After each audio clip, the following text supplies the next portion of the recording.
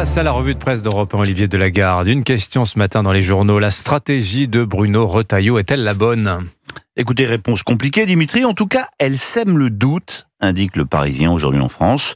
Le journal explique dans un long papier que sa grande fermeté à l'égard de l'Algérie n'est pas sans risque politique. Parce que des ennemis politiques, le ministre de l'Intérieur n'en manque pas. À gauche d'abord, et ça c'est normal, mais à droite aussi, cela l'est peut-être un peu moins.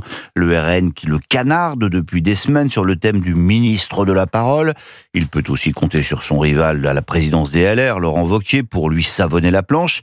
Mais c'est désormais au sein même du gouvernement qu'il semble le plus fragilisé. Retailleau veut bordéliser les relations avec l'Algérie, mais à quel prix sur le plan diplomatique ? S'interroge ainsi un conseiller gouvernemental. Ça risque encore de nous revenir en boomerang sur le renseignement et l'exécution des OQTF. À en croire le Parisien, les doutes ont aussi atteint l'Élysée. Au début, Macron était content de Retailleau à Beauvau, assure un proche du chef de l'État, mais il est agacé par le fait qu'il soit candidat à la présidence des LR et ça le rend dingue qu'il ouvre sa gueule sur l'Algérie. Alors du côté de Matignon, on est un peu moins familier, mais le discours est le même. On ne peut pas lui reprocher d'être un homme de conviction, estime un proche de François Bayrou, mais s'il n'obtient pas de résultat sur l'Algérie, il restera comme le ministre qui a beaucoup parlé sans rien obtenir. Donc tout le monde est contre Bruno Retailleau. Oui, à une exception près quand même, les Français. Sondage Odoxa, Backbone Consulting pour Le Figaro. Estimez-vous que Bruno Retailleau a eu raison d'entrer dans un rapport de force avec l'Algérie ? Réponse, oui, 60%, non, 15%. Bref, le locataire de la place Beauvau bénéficie d'une sorte d'union nationale derrière lui, comme Hicham Zemrani. Tous les camps politiques, à l'exception de LFI, approuvent sa stratégie. Les positions de Retailleau sont même davantage soutenues par les électeurs du RN que par sa famille LR. Au-delà de ces chiffres, est-ce que cette stratégie est la bonne pour obtenir la clémence des Algériens à l'égard de Boualem Sansal? On en parlait à l'instant avec Catherine Ney. Oui, alors au lendemain des réquisitions express du procureur algérien, on serait tenté de dire que non. 10 ans de prison requis contre l'écrivain à la une de l'Opinion. Olivier Bacusa est abasourdi. Il n'a pas de mots assez forts pour dénoncer ce simulacre de tribunal et la peine aussi farfelue que le chef d'accusation, écrit-il. Mais on fait donc peut-être la mauvaise analyse. On vient d'entendre la chronique de Catherine Ney. Lisez aussi le papier d'Adam Harouj, le correspondant du Figaro à Alger, qui a une autre vision des choses. D'abord, Sansal a comparu devant un tribunal correctionnel et non criminel, souligne-t-il, ce qui aurait beaucoup rallongé les choses. Cette accélération de la procédure laisserait penser, selon nos sources, écrit-il, que les autorités pourraient vouloir rapidement liquider le dossier si la volonté d'Alger est effectivement de désamorcer la bombe Sansal pour renouer le dialogue avec Paris. Alors, conclut-il, un scénario optimiste n'est pas à exclure. Autre question, Olivier Delagarde. Est-ce qu'on peut encore être optimiste concernant le conclave sur les retraites ? Alors là, pour le coup, la réponse est beaucoup plus simple, Dimitri. C'est non. Côté syndicat, seule la CFDT fait encore vaguement semblant d'y croire. Côté MEDEF, on estime qu'il faut relancer les discussions, mais sur de nouvelles bases. Longue interview de Patrick Martin, son président, dans Les Échos. Il faut revoir l'ordre des sujets en commençant par l'équilibre du système qui est à bout de souffle, déclare-t-il. Question des Échos.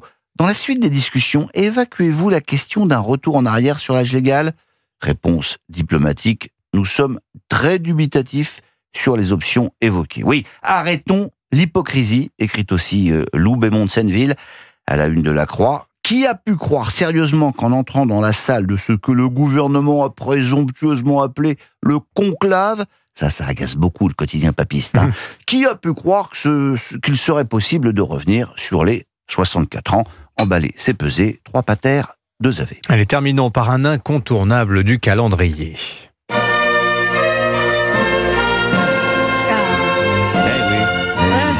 Incontournable du calendrier gastronomique français. Alors, je ne ferai pas l'affront de vous demander si vous avez reconnu la musique de Vladimir Costma, celle de l'aile ou la cuisse, Coluche, Louis de Funès, et le célèbre guide du chemin. Alors, pourquoi est-ce que je vous fais écouter ça ce matin ? Parce que dans 10 jours sort l'autre guide, le guide Michelin.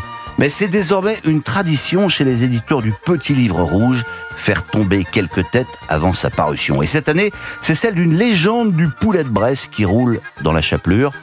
Georges Blanc va perdre sa 3e étoile. Alors on pouvait penser que le monde de la cuisine allait se mobiliser, s'insurger. Eh ben non.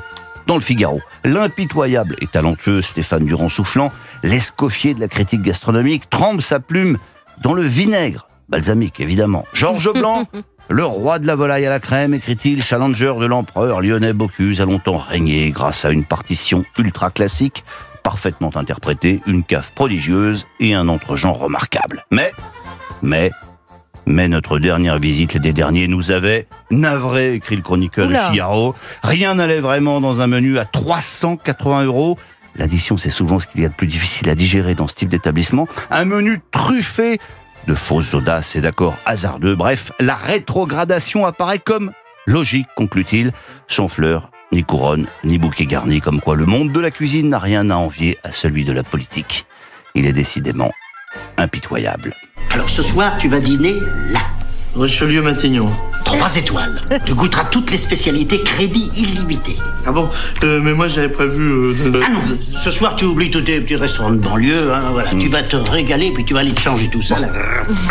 On est tous chez Georges Blanc. Mais oui, crédit illimité, c'est Europe 1 qui régale. Oh, Attention, vous allez avoir des problèmes, vous. merci beaucoup Olivier Delagarde, la revue de presse d'Europe 1. Pascal Pro, vous êtes déjà allé manger